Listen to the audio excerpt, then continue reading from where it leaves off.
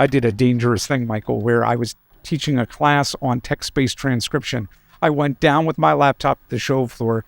I talked to Peter Chamberlain of Blackmagic. He took out a thumb drive, put the beta on my laptop, and I went and installed it in front of an audience and tried the tool in front of an audience. You're an adventurous man.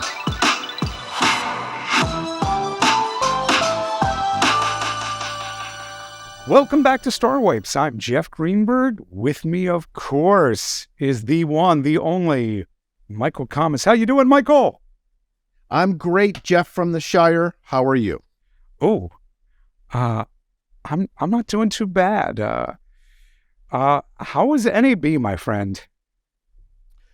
NAB was great. As I've said many times, it's my Christmas, it's my New Year's, it's my birthday. I love it.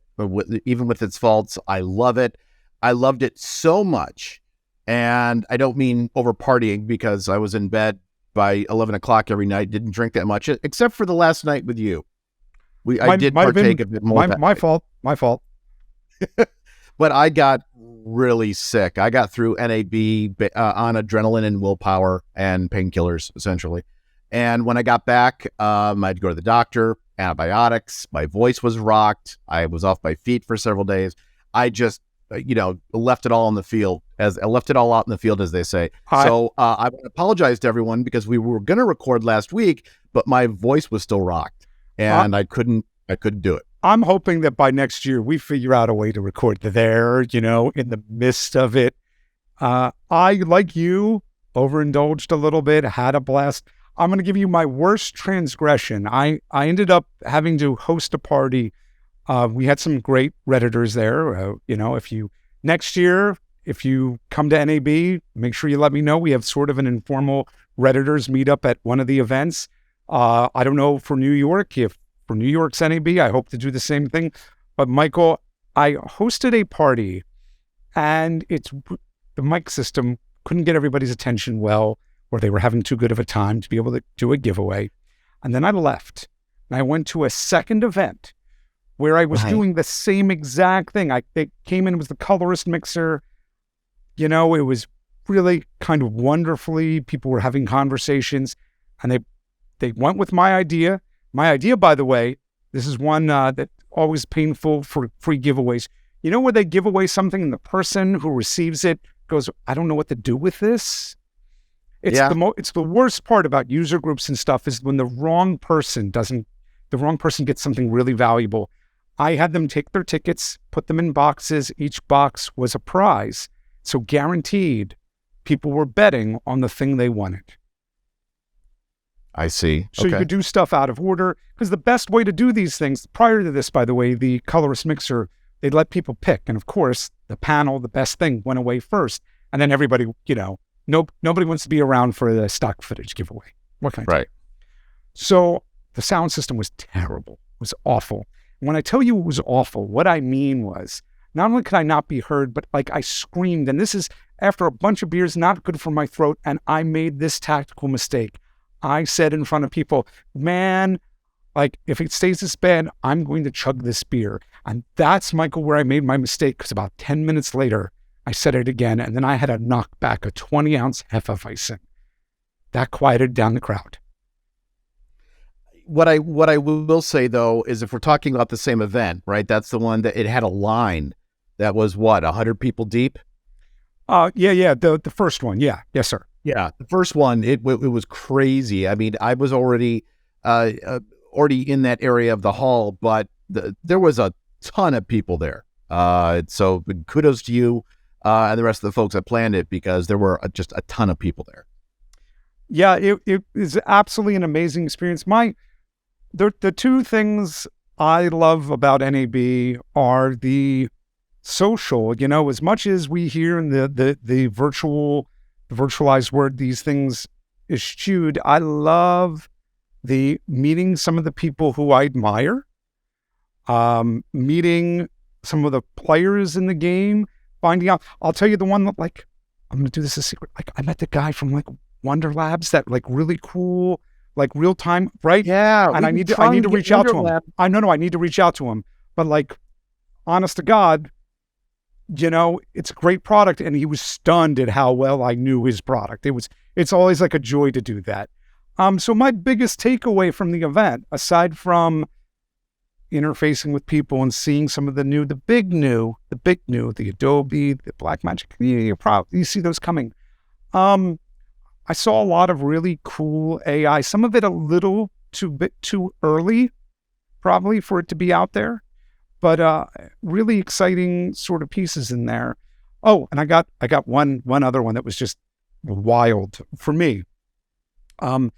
Flanders Scientific, FSI, they've got what's known as the DM160. It's an OLED panel. Now, I know color grading stuff is not inexpensive. This is a $4,000 16-inch panel. It does about 400 or so nits. But Flanders, because they're really, really sharp, they've got like this sort of pseudo HDR. So here is a $4,000 calibrated screen. It's got like all the bells and whistles for SDR, and you can kind of lean into SDR at a professional way, and you can like put it in a bag and go. It's like a win-win-win-win-win across the board. It's a great screen. What about you, my friend? Did you have anything that you were just like knocked out by? In complete honesty, I didn't have a huge chance to walk the show floor just because of prior commitments and such. Overall, NAB was iteration, not innovation, unfortunately. But I think that's because most companies are trying to determine, post-pandemic, where is the industry going? What do we need to focus on? I think there's still a little fogginess there to see what shakes out.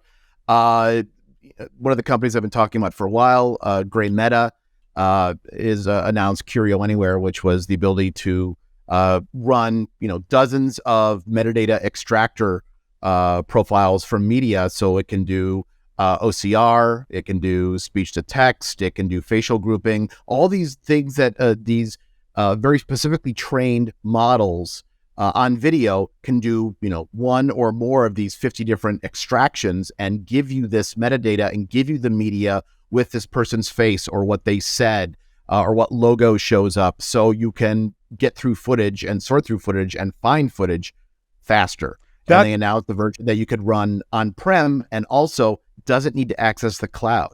So you can run this in your own private data center. That to me strikes me as one of the icebergs, where the great whales that we're waiting to see conquered, is something where, I'm going to use the AI word, the AI mines the video material faster for me as an editor, whether it's just faces, something beyond like it's a bicycle. I keep to say Jeff's happy, Jeff's sad, Jeff is outside, Jeff is on a park bench, Jeff is drinking a can of insert cola name here. That's the kind of stuff that I want to be able to find, not just for the edit, but to repurpose 6 months, 6 years down the line. Absolutely. So that was our little NAB wrap up. For those of you who are tuning in and haven't seen much of this, this is Star Wipes. We kind of dig through the subreddit known as our editors. We've got right now about 105,000 members there. And about twice a month is what Michael and I are running. We're both fans or addicts of Reddit. I am a moderator there, Greeny's Mac. Michael's AV Guru 1. I legit read every single thread and kind of go, this is a professional level. Maybe you should be over on Ask a Pro. And what we do here with this podcast / vlog or whatever we call these things, we pick 3 items. We pick something from either the Ask a Pro or career thread and try and give a little advice and shine some light on some good advice in there. We then pick 2 short form items, something where we go, hey, we like this and we like this response and we're going to comment on it. And then the third, we dive into something a little bit deeper. And we're going to try and do all of that inside of an hour, my friend. So here, just if you've not seen much of it, for those of you on the podcast, you'll have to imagine it. This is the subreddit right now. It is currently May the 5th. It's up to you if that's Cinco de Mayo or May the 5th or the Revenge of the 5th, as they say. And that's my feed you're looking at right there. And Michael, we're going to start here with, actually, I want to start with something before we do our big topics. I want to start with this. WGA went on strike, my friend. And somebody asked about a half hour ago, hold on. we should really, in fact, I know the person who posted this, so let's both go. We're with the writers. Absolutely. Yes, we are. Hi, Ron. Hopefully because I recognize. That's Ron. It is. Yes, I know Ron. Yes. Right. I hear they're doing some work for Shift. I'll have to explain to you how I know that later. In the meantime, Ron's doing research for the article on the WGA strike and how it'll affect post-production. I'd love to hear what you think, especially if you work in television. Hey, Michael, sorry, Jess. Yeah. Michael, I think, of course, that it's going to cause a stalling. The question will be is whether or not they reconcile and come to an agreement faster. And beyond that, I almost feel like it's too early for us to have opinions more than that. What do you think? Well, the studios were bracing for it. We saw as soon as the strike was announced, I think, Tuesday is when it started, there were already unscripted shows being greenlit because obviously the writing on that is a substantially different lift than scripted content. And to your point earlier, there's already stuff in the can that has to cycle through. So depending on how long the strike goes for, this could be very difficult because not everyone wants to pivot to unscripted. So the longer this goes, it's going to be financially difficult for a lot of people. But I think there's a lot of FU pay me, and I'm completely behind what the writers are asking. 100%. I'm going to ask you an interesting opinion about content, not opinion about, I don't think either of us, I don't think anybody I personally know goes, oh no, the writers are wrong. I think, where we end up with this sort of stuff is the struggles of gig economy and cycling productions and hiding money and all that stuff that goes with it. But as far as content goes, are you a fan of non-scripted content? If you would ask me a year ago, I'd say no. But then, and it's not like a show completely changed it for me, but what I dislike is the stereotypical, kind of Kardashians or things like that, which are so, the genre is milked so much that you're going to get a cymbal roll before you roll the commercial. It's so overdone. But I've started watching Alone, right? Which is, people out in the Canadian wilderness, and they have to survive, and they're given camera gear, and they're said, look, you need to shoot yourself. Well, record yourself every day. And yes, is that edited? Sure. But it's one person and the camera, and then what they shot as B-roll. So it's much more focused on that person as opposed to as much have artificial hype. So that kind of unscripted, I'm okay with, but the real heavily scripted stuff, like Keeping Up with Whoever or The Wives of Whoever, those hold no interest for me. I'm as people who see behind the scenes, I just have no desire in my head to hear that producer off camera explaining to people, if you're not drama and acting like a 5-year-old, you don't get on camera. And I mean, it just turns my stomach to think about at some levels. And then I also have loved where Lost was in that first season, or Heroes in that first season. And as that writer strike happened, these shows, which were really, I thought, pushing some storytelling, just fell apart. Maybe at some level, I'm hoping somebody comes up with some way to push storytelling in some ways of reality television. I know we're talking about writers and story, but maybe there's some way somebody could do something new than just act like a bunch of spoiled 5-year-olds, and whoever acts the worst gets on camera. Well, what I've been seeing, and someone else pointed this out to me, so you can't take credit for it, is that there's been a rash of reports that say, well, studios are already going to pivot to AI for writing instead of writers, and that's patently ridiculous. It is, although we should run an episode where we pick items and we just say what the AI tells us just to see how flat it is?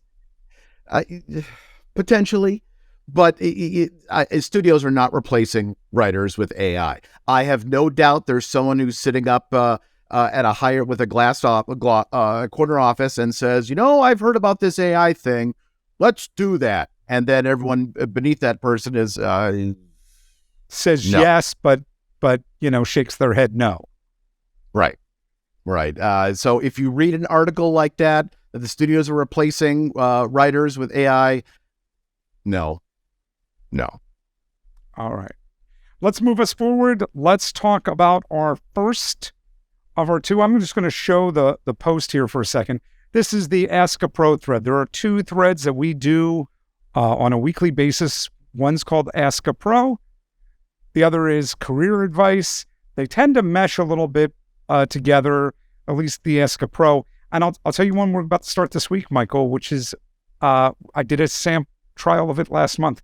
A real review, REEL, a real review. But with the agreement, you've got to comment on 2 other people's reels, and you have to revise your entry. So there's a little bit of, collective, I want your opinion, but I've got to contribute to 2 other people. It worked really well when we did it a couple weeks ago. I like that. I'm hoping to make it like an every other week thing at our editors.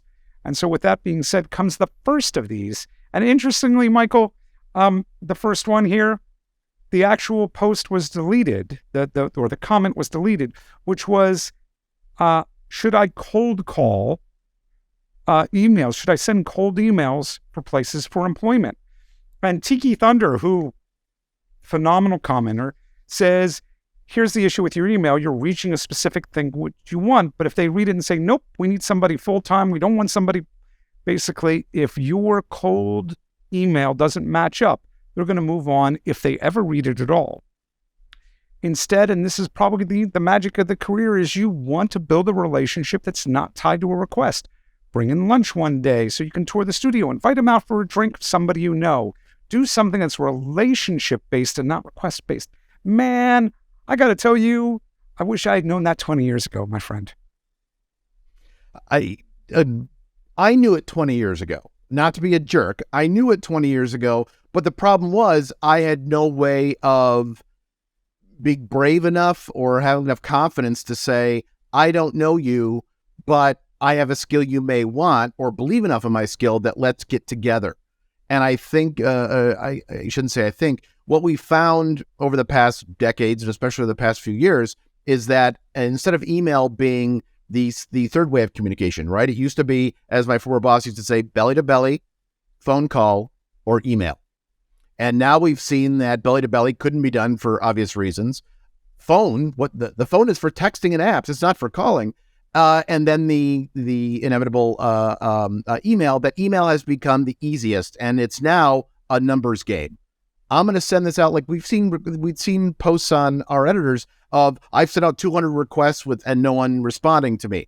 Okay, there's several problems with that statement, and the fact that you've done it 200 without a response should speak to that volume. So I agree with Tiki, but I also agree that if you are going to do outreach via email, it's got to be targeted. It can't be insert company name here, insert name, a name of person I'm emailing, and then hit send.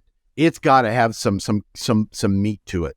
And if that doesn't work, then yes, you need to what's the expression that I can use? Sack up, right? You have to have enough confidence to be able to reach out and say, I have value, I have talent, I want to meet with you. Yeah, the hardest part, though, I think across this in general, is that saturation-based communication doesn't work for you for marketing of what you're buying. It doesn't work with you trying to get to that key person. It's only like I legit think anything as we go forward in this world and we talk about scale, I think that trying to get somebody to agree to spend some of their valuable time with you only works when it's you've spent the time crafting to communicate to that person. And so I think cold calling email is like sending out your resume. Once upon a time, it required you to write custom cover letters and send stuff in the mail. The moment you could take 100 people and hit send, the value of emailing resumes disappeared. Totally agreed. Okay. So let's take a look at number 2 of these, which I think is just as dead on. We've got here from Beach Club. Does anybody have tips for making a portfolio? Should I include my resume skills, or is that corny? Should I divide it up by category? I'm using Adobe Portfolio. Should I make a collection that visually links my projects? And again, we've got Tiki Thunder in here saying it depends on if you're going for long-form entertainment or more corporate, but generally include your resume, your skills, software you work on. Your portfolio should be front and center, but selective on what you show. People are only going to click on 2 or 3 links to skim. Do you think they're going to click on 2 or 3 links? Do you think it's going to be 2 or 3, or do you think it's going to be 1? And maybe if it was good. I think they'll do 2 or 3. I think what has to be done, and shameless self-promotion, this is something that Shift Media has built into our media silo product, is that you can customize a landing page or a link with the content that you want, with the look you want. So instead of putting together an example reel which has action, drama, narrative, unscripted, and then saying here, the person you're sending the link to may not care about most of those genres or most of those types of editing. So being able to have a even if it's your own web page, having a landing page or a website or a web page on that website which speaks to the genre you're talking to someone about, that's what you should have. Be targeted. Don't be spaghetti and throw it against the wall, see what sticks. Here's everything. So even if you have a web page which shows, narrative, drama, action, whatever, give the people that you're courting the side you want to see. Don't send them everything and hope that they find it themselves. So I'm a big fan of being able to separate the content that you want to show into the easiest way for someone to digest. I'm going to ask a deep question that's deeper than this. Do you think that people find you by hitting your webpage and going down, or do you think it's based still on that personal relationship? Hey, I know Michael. Yeah, you should really go check out his website. And they're not going to click on 2 or 3 links. They're going to click on every link they can to really get a flavor of you because you come recommended. What do you think about that as a question? No, it's definitely 9 times out of 10, if not more, it comes from personal recommendation or a talk I've done or a video I've already posted or someone else I've worked with in the industry, even you. It's definitely comes from recommendations more than just a random link. I think both of these can be summed up in the same space, which is it's more about your network than any other commodity, email, whatever. And that may be very, very, very, very frustrating, especially early in a career when you've worked with only very few people and you're trying to raise your hand and go, I'm talented. And the hardest, I think, pill to swallow with that is often, you know what? You may not be the only talented player in the room. That it's a very large country. It's a very large world, and there are a lot of talented people out there. We tend to pick with people that we've met at very least we can vouch for, and that's that networking economy, for better or for worse. I do want to tie the last 2 questions together because I don't disagree with you at all. But if you are unable, for whatever reason, massive introvert, maybe you're located 500 miles away from the nearest town, if for some reason email has to be your preferred way of communications, and not the lazy way, but the way you have to use, is your emails better be damn targeted, right? They're not just insert name here. And when you're sending them links, the content in those links got to correspond to what you're asking them to do or what jobs they already do. Everything has to be personal, because if it's not, it gets deleted. You want the crazy one? I spend time crafting my subject to something like, Michael, need your attention. I mean, something really tight. Michael, star wipe stuff. And then I put in parentheses, 90-second read. So I'm telling you that like, you don't have to avoid it in your inbox to see what it is, because that's how a good way of doing that. That's how bad I think we are oversaturated with communications. So let's move on to our short form. We can call them commercials. I don't know what we're going to call them. Promos. I don't know. I wrote an article on how to deal with clients when they say you're expensive. You can read the full article here. I'm going to click through to the article because I just think that first line in this is so killer, Michael. If you think it's expensive to hire a professional, wait until you hire an amateur, by Renegade. Oh, man. That reminds me of another quote that is similar to that, which is, there's never enough money to do it right, but there's always enough money to do it again. And I've always carried that with me, that when I'm looking to save some money, is saving 10%, 20%, does it really put a question mark over the quality of the content that's going to be done? Is that worth it? As an interesting aside there, I read it less. I read the Buy It for Life subreddit, and I think it's a great subreddit with great product. It gets a little bit more worn down of recent, but for example, we needed a new dishwasher. I got 3 kids. We do dishes at least once a day, maybe twice, and I wanted the most durable, viable thing, and it was not going to be the cheapest.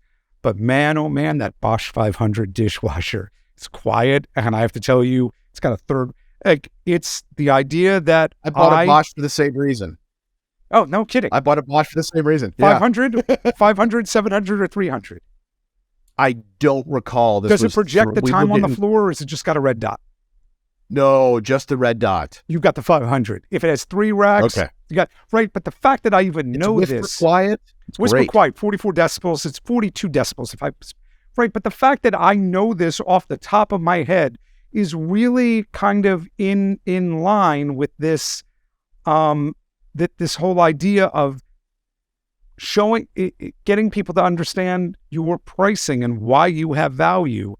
And I just want to show, like, from this Medium piece, educate the client about your value, showing them your portfolio, provide them evidence, offer a payment plan, explain the benefits investing in quality work, stay professional. I have it down to almost, when it's negotiations, to like 3 things. They say yes right away. I was too cheap. They say they never respond and they ghost me, which means I was too expensive. But if they say no, but we have a beautiful space for a conversation, and generally I try never to compromise on the price. I try to compromise on the time. We'll work back. Right. And I mean, this is like a problematic thing across the industry, but I love this particular item. I love this article, and then the thread here I wrote an article about how to deal with clients that says you're too expensive. And with that, I want to move us to the second one here, because we mentioned Buy It for Life. This is, hey buddy, this is you. This is you, the future of AI and video editing with Michael Kamas. I guess it's Reed Kimball interviewed our Michael Kamas about the future of AI editing. You didn't even tell me, man. It was like before NAB, and you didn't tell me you did this interview. God bless you. Do you want to give us a TLDR, watch the video? You watch the video, but what I liked about it is that Reed is an editor. He's a professional editor, makes his living working on professional content here in LA. And so his questions were very much coming from the persona of the person who's in the chair, as opposed to, let me give you softball questions about AI. It was, here's what's going on in the industry. Here are the things that I'm concerned about as someone who cuts this type of content. And then that was very important that we were able to talk about that, and not just in vague talk. What I also enjoyed about it is that I was able to share that none of us are experts. And let me put that out there right now. There are folks who have been doing machine learning and AI and AGI for decades. That's great. But The minute it hits the masses, there is no one out there that is going to accurately predict what this is going to do. Just like when Napster hit, for those of a certain age, we had no idea what was going to happen to the industry, to the recording industry, to file sharing. We couldn't have foreseen with a 100% certainty what was going to happen. 100%. So right now, a lot How of us... about a 500% certainty? How about a 10% certainty? I mean, it's wild because it's gone from stealing all the music, interesting views of copyright, and now it's swung back that, you know what, that's such a pain in the behind. Let me just get a streaming service, and artists getting, decimal points. Like, it's unpredictable. I think it's a great interview piece. I think you nail a lot of the big pieces about the challenges around this. And I think this is just a great segue. And I don't want to cut you off. I think it's a great segue to our next topic, which is one of our long forms, which is, we'll get into this, which is about AI, unless there's something you need to put in before we switch to the next topic. I just want to, let's move on to the next topic, because I can certainly weave Beautiful. that into the next topic. So, but I think you should check out the video. Reed did a great job. Reed, it's a great video, and this topic ain't going away. This topic ain't going away in any way, shape, or form. AI and future-proofing our careers. By J492, I'm by no means an expert on AI. I have enough interest in understanding to see how our industry is being impacted. I'm wondering if my fellow editors were considering their futures and what they can do to secure their futures in the job market. Hey, Michael, indulge me on this for just a second. I think every time I see this and the danger of pontificating about AI or other things like this, I think what I'm about to show you is truly, truly, truly valid. The fastest things on Earth, a cheetah, an airplane, the speed of life, and people becoming experts or claiming they're experts in AI. By the way, I stole that gratuitously from an AI post on Reddit. I'm really, this is like one of my, and hopefully all of us, this is one of my pet areas of research, because it's moving so fast and it's got such impact. I feel like it's as big as the internet itself, Michael. Yeah, I can't minimize it. I can't understate it enough. This is a time where if you are a technologist in 10 or 20 years, you're going to look back and say, I was around then. I was there. and that's, to me, is just massive. I think for creatives, you need to know that your job is going to morph. And the AI as it is now, and morphing, that's been a form of our job, creative job, for years. Any job has morphed. Right? Although I'm going to say to you that I know a couple feature film editors who really didn't make the jump well from analog film to Avid. I know people who have, at different points in different spots of the career, didn't go from switchers well to NLEs. And I don't pretend to be wise enough to be able to make those sort of predictions about who makes those jumps well versus not, other than there's no way this isn't going to affect all of us, to the point where Adobe released, they've been showing it in beta, their text editorial, which has damaged like 5 companies who had text editorial tools. And in turn, I think at some level, Blackmagic released their beta. I don't know if it was too early or not, but I did a dangerous thing, Michael, where I was teaching a class on text-based transcription. I went down with my laptop to the show floor, talked to Peter Chamberlain of Blackmagic, who's like the product designer. He took out a thumb drive, put the beta on my laptop, because I was never going to be able to download it, at NAB. And I went and installed it in front of an audience and tried the tool in front of an audience. Yeah. You're an adventurous man. Well, I had no lose there, right? If they saw me actually install it and it went south, they would blame the software. If they saw it already installed, though, they would have thought I had some practice with it, which I hadn't. and it worked okay. But I love in the thread, this piece here, the second one, by the way, the top one happens to be mine. I cheated. I pinned my own post up there. I'm as expert as much as it come. I've shut down most of these threads, but listen to what SNES Salesman says. The day AI figures out what just make it pop means, we're all done for. Man, do I love that comment. There are a couple other gems. Yeah, go ahead. I was going to give a couple other gems. Please go ahead. Go for it. From ID Ratio.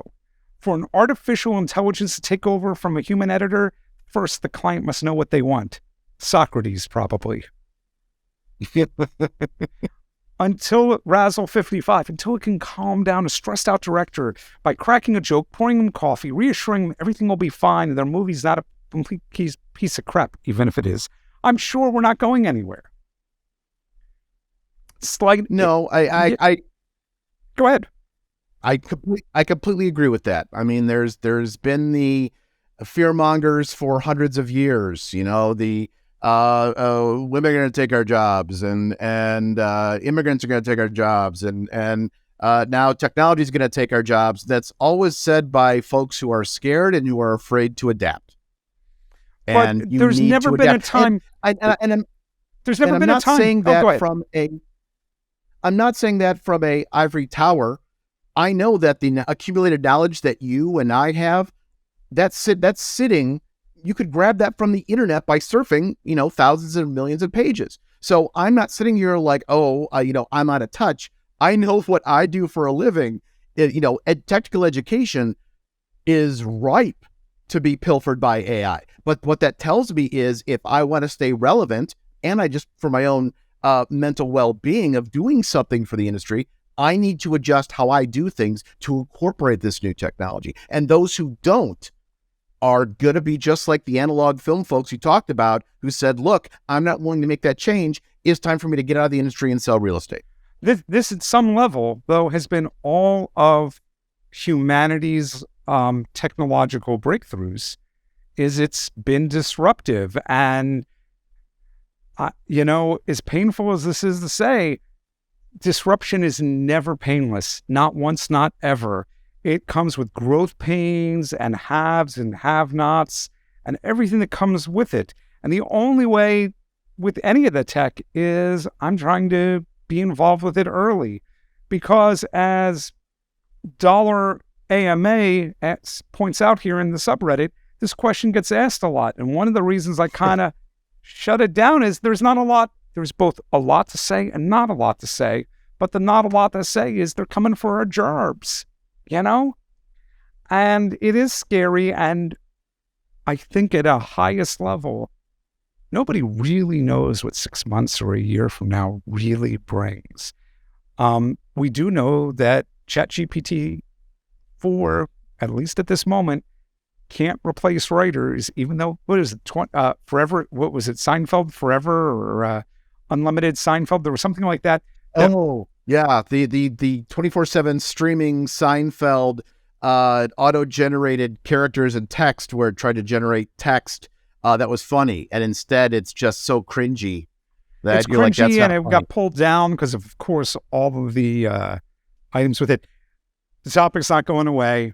I still have to figure out, and you're welcome to give me opinions of how do we have it without it just becoming a constant quagmire, because you've got the bright visionaries, it's going to be the best, and the doomsayers, my life is over, I might as well just take my life right now. And a lot of us are going to live in between, and we're going to live through it no matter what. It's going to be an interesting space. And the only thing constantly change, Jeff. Yeah, absolutely. I think with that, we should go to our next topic because we're beginning to run tight on time.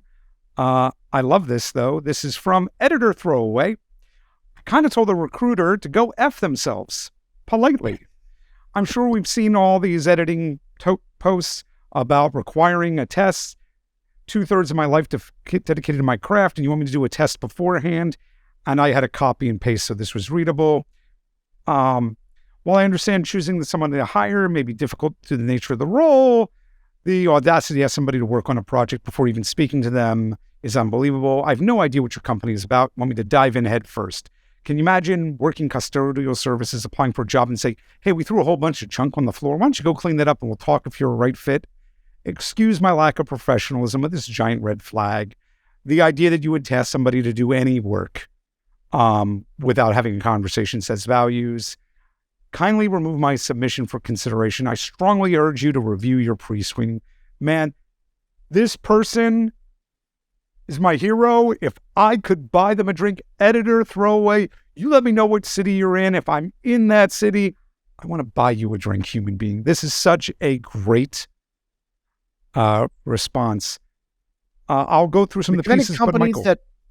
The kind of companies that post things like that either come from someone who's ignorant or it's malicious, right? Some people are just dumb.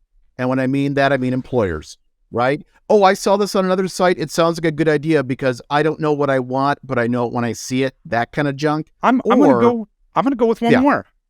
I'm going to go with overburdened, or the flip side of being overburdened, almost lazy. Like we get so many of these people. What we want to do is we want to get 90% of them off our radar. So in the old school ways, we used to like look at resumes, and if there was a misspelling on your resume, if there was a misspelling in your cover letter, we knew we could just throw yours into the recyclable file. We could just throw it right into the trash can. And maybe, just maybe, this group is going, well, we're going to piss off a bunch of people. We don't want people who would talk back to us, who would push back. We don't want those people involved. So maybe we do something that's like a little bit offensive, not malicious, but we know the people, same way that Nigerian scammers will send you something. And if you don't notice that there's a whole bunch of misspellings, that you'll send me a check. I know that you're too damn stupid. Like maybe that's like, maybe it is malicious. Maybe you're right. I think you're right. I think there's definitely going to be a inexperience. I don't understand this industry, and this makes logical sense to me. I want to see a sample first. But if that's the case, send me in the ad, say, we're looking for someone to cut talking heads, or we're looking for someone to do an explainer video. Send links that are explainer videos. Okay.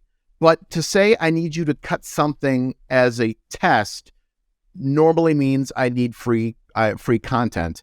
And if someone does that, you are worth more. You are better. Don't sink to their level. I agree 100%. I'm going to call out two things, and I got to get to our wrap, unfortunately.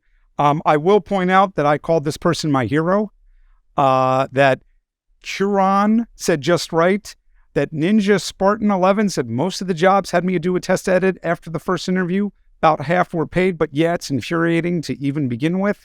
And Sugino says, the company wants to know about your credibility and skill as an editor. They check your website, show real resume.